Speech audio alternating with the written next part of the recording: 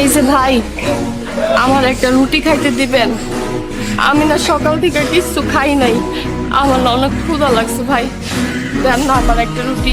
High জানতে এমনি বেচা কেনা নাই, আবার তুই আয় পড়ছস, বীর জমাইস না, যা। আরে মামা কি করতেছো?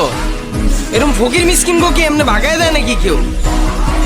আরে অগো জীবনে তো অনেক দুঃখ, সারা জীবন মানুষের ঠকাইতে ঠকাইতে হয়তো বা আজকে থালা লইয়া বইছে। ওগো লেগে আমার আবার অনেক মায়া, খারাপ লাগে, কোন তো যায় না এই ভিখারি গো ভিতরে আবার কোনটা নার্গিস বাইর হয়ে যায়। অবশ্য এখন দেখলে চিনবো না, আগে তো আসছিল মোটা সোটা, এখন তো সুগায় কাট হয়ে গেছে। যাক কুত্তা বিলাই ভাইবা একটা রুটি দিয়া দাও। আরে না মামা, অগমত ভিখারি গো অভ্যাস ভালো নাকি? ভালাই না। আজকে একটা রুটি দেই, কালকে হা করে থাকবো। আহারে নার্গিস রে, মায়া লাগে রে তোর লাইগা।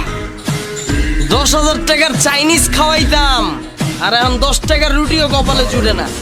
থাক ভাই, লাগবো না আমার রুটি, আমি কাম কইরাই একটু পরে কিনা খাবো।